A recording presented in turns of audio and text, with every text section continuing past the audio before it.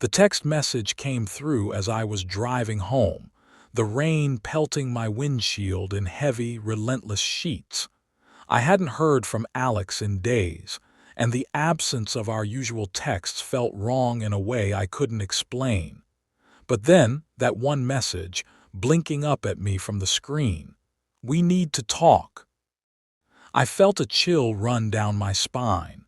We hadn't spoken in over a week and things had been awkward, but that phrase, those words, hit different. We had always communicated openly, honestly, but now it felt as though something was hanging in the air between us, something unspoken and heavy, like a storm waiting to break.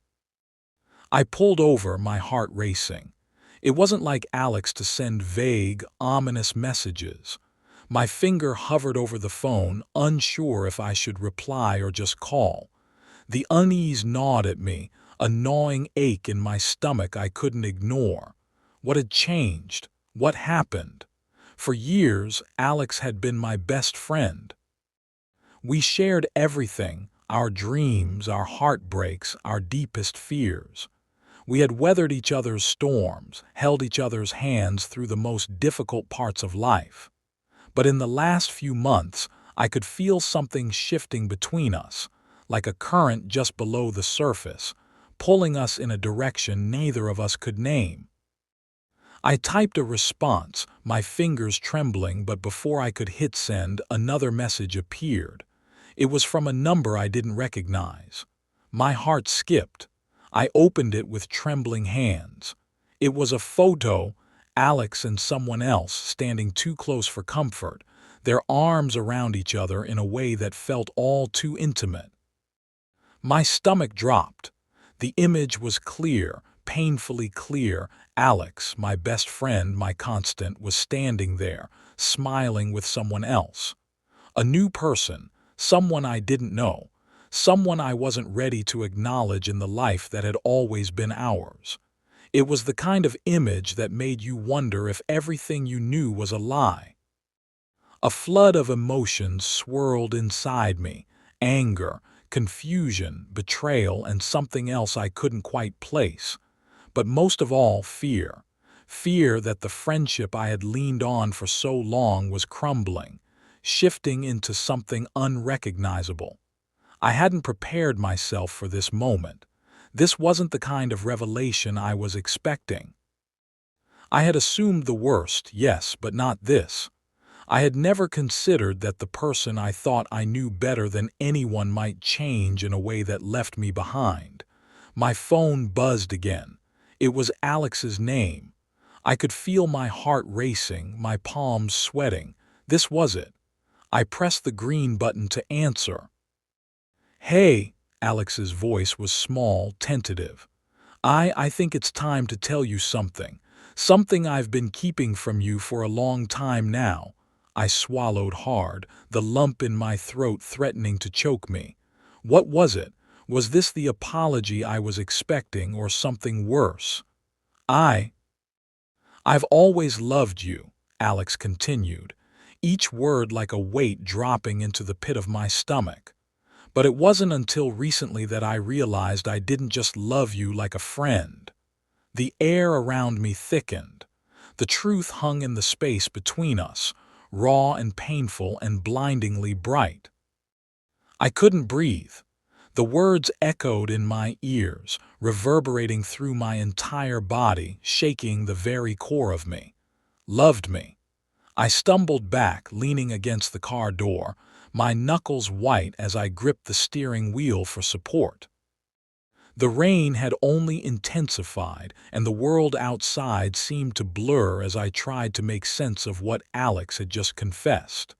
My best friend, the person who had been my anchor, my confidant, my rock, was telling me something that didn't fit, something that threatened to unravel everything I thought I knew about us.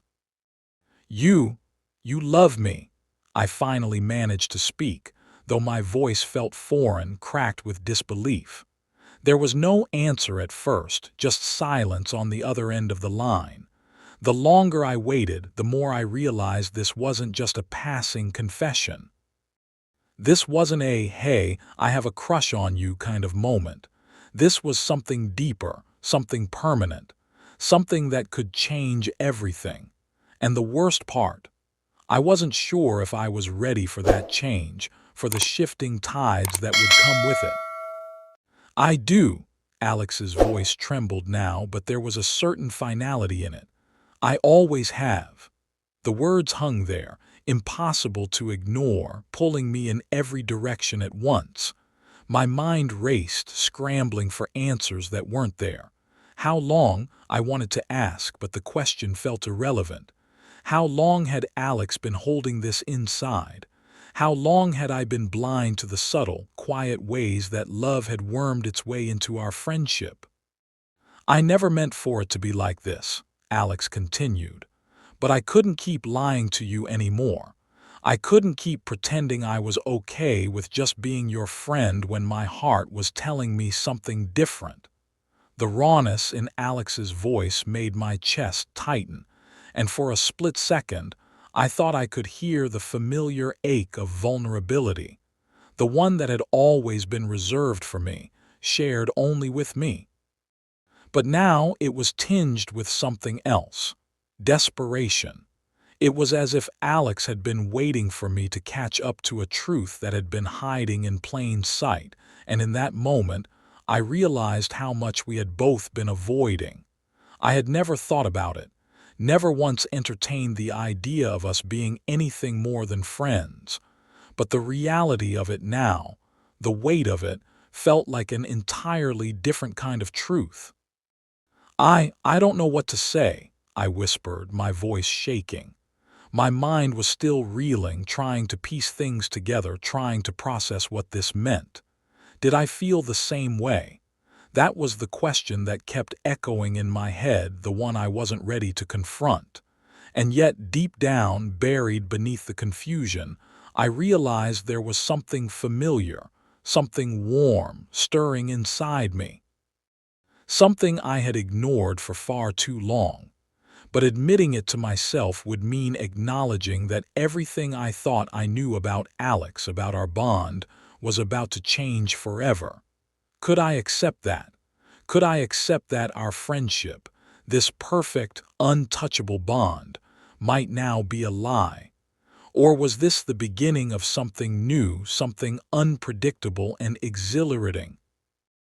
I'm sorry, Alex's voice broke the silence, full of regret, full of hesitation. I never wanted to make things weird, I couldn't hide it anymore. The words hit me harder than anything before. I knew this was it. There was no going back from this. Everything was on the table now. And as I sat there, drenched in rain, my heart pounding, the world outside seemed to blur further as the realization struck me.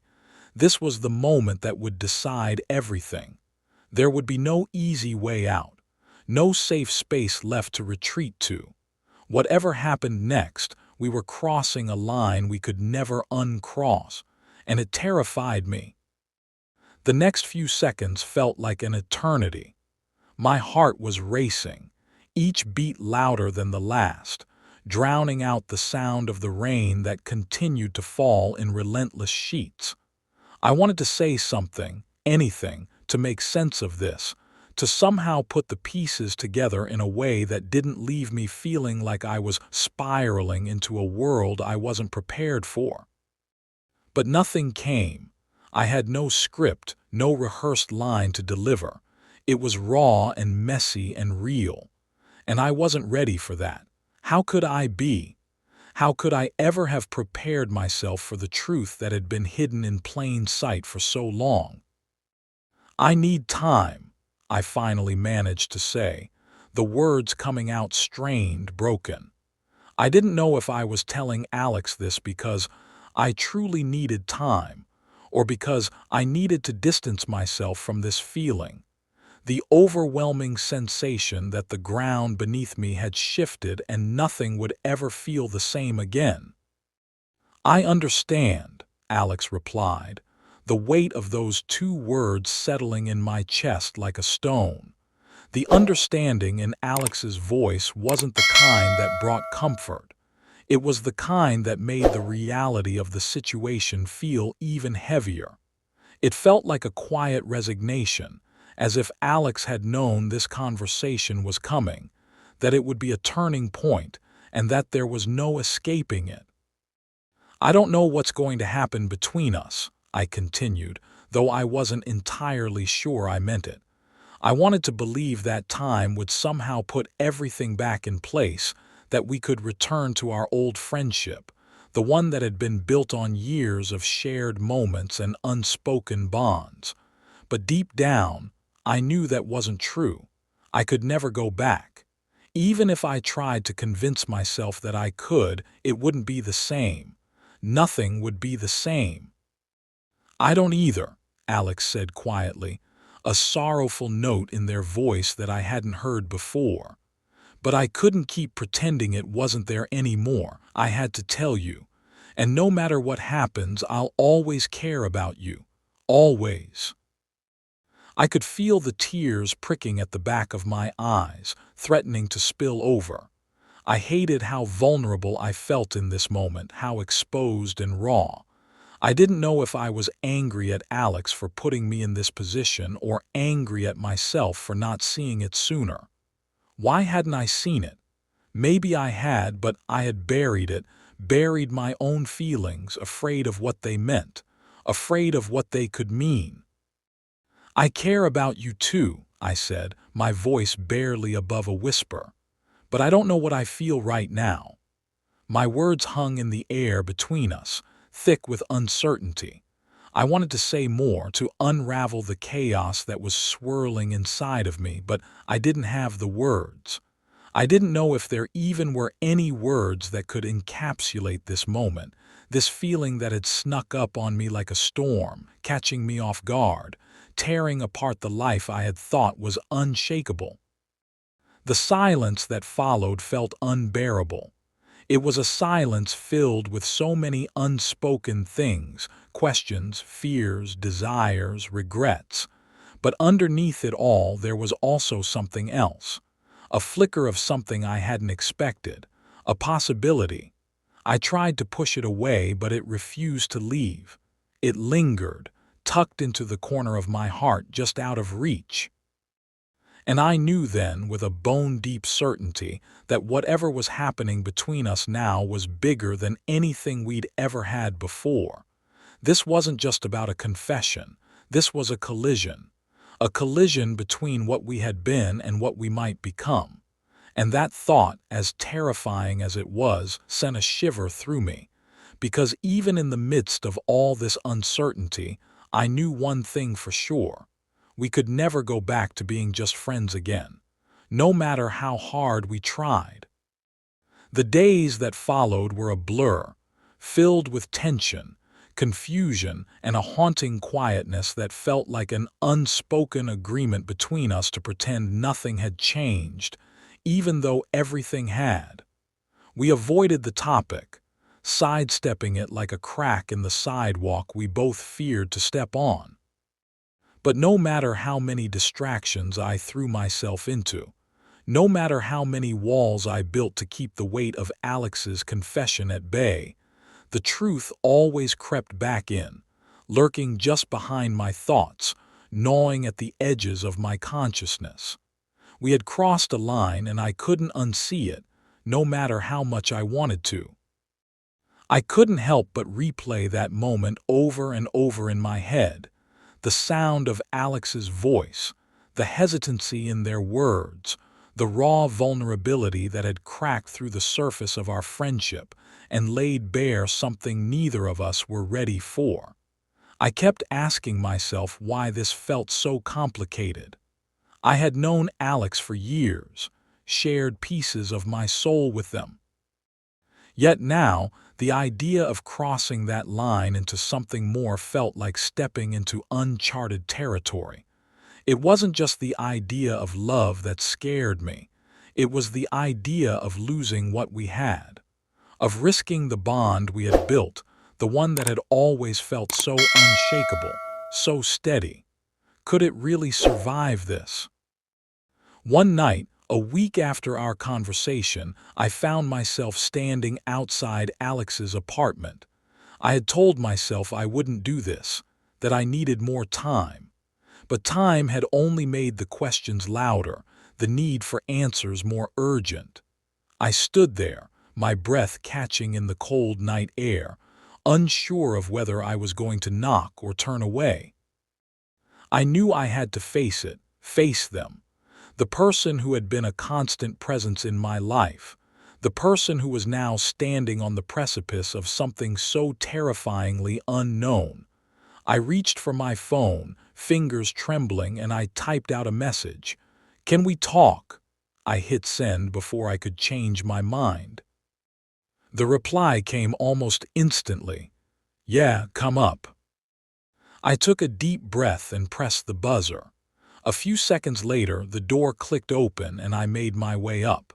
My heart thudded in my chest with every step I took toward Alex. The moment I had been avoiding was now inevitable. I had no idea what would happen next, but I knew I couldn't keep running from it. I couldn't keep pretending this wasn't real. When Alex opened the door, their expression was unreadable, a mixture of hope and fear dancing in their eyes. "I don't know what to do with this," I said, the words tumbling out before I could stop them. "I don't know what this means." It wasn't the grand revelation I had imagined. I had hoped for some profound clarity, but all I felt was the weight of uncertainty pressing down on me. Alex stepped aside, gesturing for me to come in, and for a moment we stood there in the hallway, locked in a space where words felt useless. "I know," Alex said softly, their voice barely above a whisper. "I don't know what it means either, but I do know one thing. I've never been more sure of anything in my life." I looked at them, really looked at them for the first time since that conversation, and in that moment something shifted. Maybe it was the way their eyes held mine, or maybe it was the quiet strength in their vulnerability, but I saw something different in Alex now. Not just my best friend. Not just the person I had known forever. I saw the possibility of something more, something deeper, something I wasn't sure I was ready for, and it terrified me. But it also pulled me. In that moment, I realized the hardest part wasn't figuring out how to love them back. It was admitting to myself that, deep down, I already did. I don't know how long we stood there, silent in the dim hallway, each of us wrestling with emotions we had never spoken aloud. The air felt thick with everything we hadn't said, all the years of history that were suddenly too heavy to ignore. I knew the moment I walked in, the moment I decided to face this head-on, that things were never going to be the same. But what I didn't expect was how quickly everything inside me started to unravel. Every doubt, every hesitation began to fade into something else, something undeniable. As I stood there looking at Alex, really looking, I saw a future I hadn't even dared to imagine, a future that didn't feel scary anymore but possible, maybe even right. "Do you think this is the end of us?" I asked, my voice barely audible, my throat tight with emotion. It was the question I had been afraid to ask for days, the one that had haunted me since that first moment Alex told me the truth. But now, standing in front of them, I felt like I already knew the answer, and it wasn't what I had expected. It wasn't the clean break I thought would be inevitable. No, it was something much more complicated, something that demanded honesty and courage in equal measure. Alex's gaze softened, their eyes reflecting the same uncertainty I felt, but also something more, a quiet confidence that hadn't been there before. "I don't know," they said, "but maybe it's the beginning of something better." The weight of their words hit me in a way I hadn't anticipated. A beginning, not an end.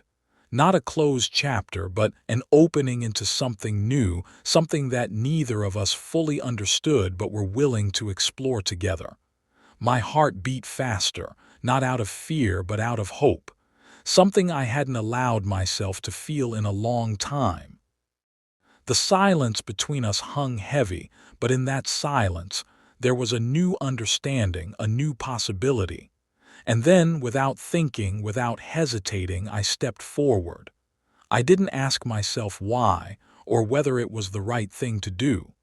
All I knew in that moment was that I couldn't walk away from this person, this feeling, this uncertainty. I needed to see where it led, even if I didn't have the answers yet. So I reached for Alex, my hand brushing against theirs, tentative at first, but then slowly, steadily, we closed the distance between us. The first touch was electric, like a spark that ignited everything that had been building for so long. And when we kissed, it was nothing like I expected. It wasn't rushed, it wasn't urgent, it was soft and gentle and full of years of unspoken words.